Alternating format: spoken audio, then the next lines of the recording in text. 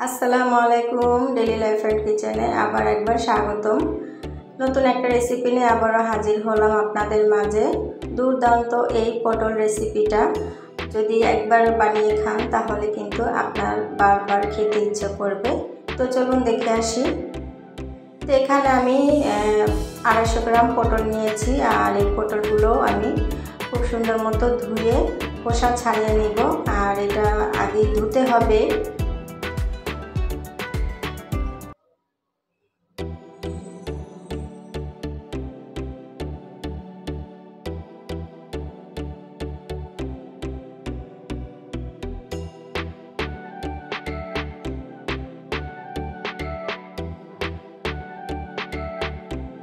এই তো আমি কচলে কচলে খুব ভালো মতো ধুয়ে নিব। খোসা ছাড়ানোর পরে পটলগুলো কিন্তু আর ধোয়া যাবে না, সেজন্য এটা খুব সুন্দর মতো খোসা কচলে কচলে ধুতে হবে, যাতে এদের গায়ে কোনো ময়লা লেগে না থাকে।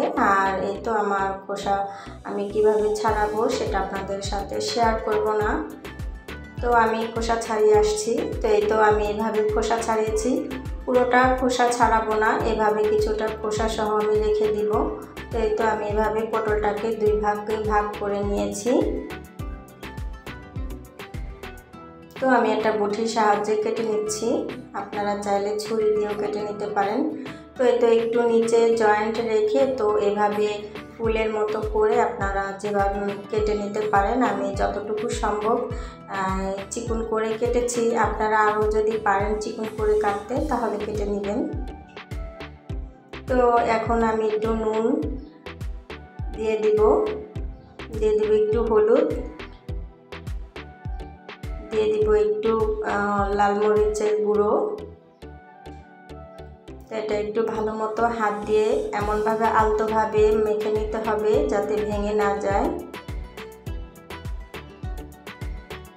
এখানে আমি 1 কাপ বেসন নিয়েছি। এবারে দিয়ে দিব আধা কাপ ময়দা। আপনারা আটা ময়দা যেটাই ব্যবহার করেন সেটাই দিবেন। এখানে দিয়ে দিব 2 চামচ চালের গুঁড়ো।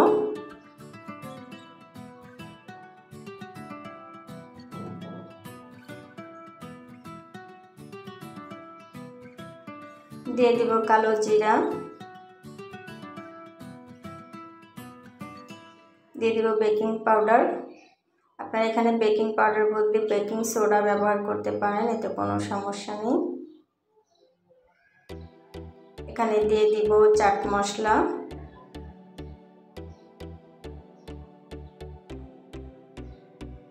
দিয়ে দিব স্বাদ মতন লবণ।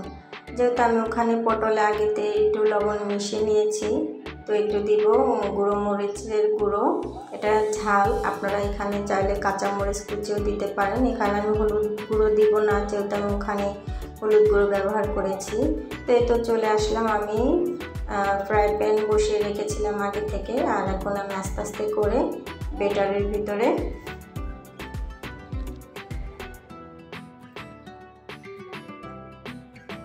এভাবে সুন্দর করে দিতে হবে।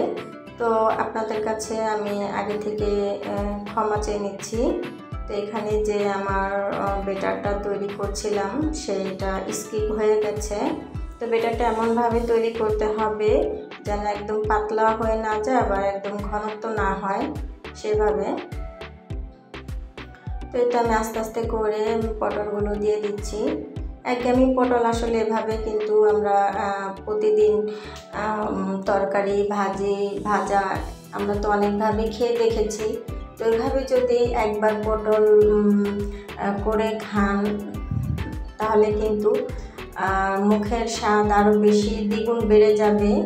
তো আপনারা আমার এই পটলের রেসিপিটা দেখে ট্রাই করতে পারেন। তো এখানে বেশি বেটারটা ভরাবেন না বেসনটা, তাহলে কিন্তু দেখা যাবে কি পটলের কোপ্তা হয়ে গেছে, পটলের চপ আর কি। তো এই তো আমার পটলটা দেখেন খুব সুন্দর মতো একবার ক্রিস্পি হয়ে গেছে, লালচে হয়ে গেছে। এবার আমি তুলে নিব।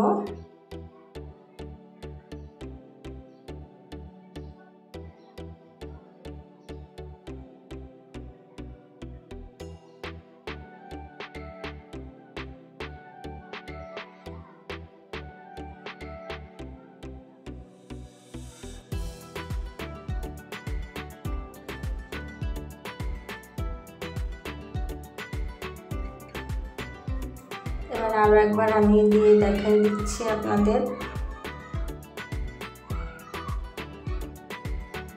এরকম পটলের রেসিপি থাকলে না, গরম ভাতের সাথে ডাল থাকলে আর কিছুই লাগে না।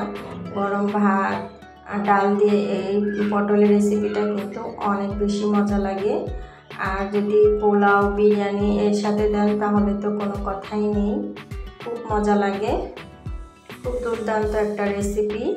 আপনারা চাইলে আমার এটা ফলো করে আপনারা বানিয়ে খেতে পারেন। এখন তো পটলের সিজন যেহেতু, আর অ্যাভেলেবেল পটল পাওয়া যাবে, তো এভাবে পটলের রেসিপিটা আপনারা প্লিজ বানিয়ে খাবেন। আর আজকের রেসিপিটা যদি আমার ভালো লেগে থাকে তাহলে প্লিজ লাইক কমেন্ট শেয়ার করে দিবেন। আর আমার ভিডিওটি যদি আপনাদের দেখতে দেখতে কোনো অংশ ভালো লেগে যায়, প্লিজ সাবস্ক্রাইব করে আমার ছোট্ট পরিবারের একজন সদস্য হয়ে যাবেন। তো এই তো দেখেন, আমি পটলটা আপনাদের দেখিয়ে দিচ্ছি কতটা ক্রিস্পি হয়েছে। দেখেন একদম মুচমুচে আছে এখনো, খুব সুন্দর। তো বন্ধুরা, ভিডিওটা বেশি বড় করব না, চাইলে আমার চ্যানেলটিকে সাবস্ক্রাইব করে আমার পাশেই থেকে যাবেন। তো নতুন কোনো রেসিপি নিয়ে আবার আপনাদের মাঝে হাজির হব। আল্লাহ হাফেজ।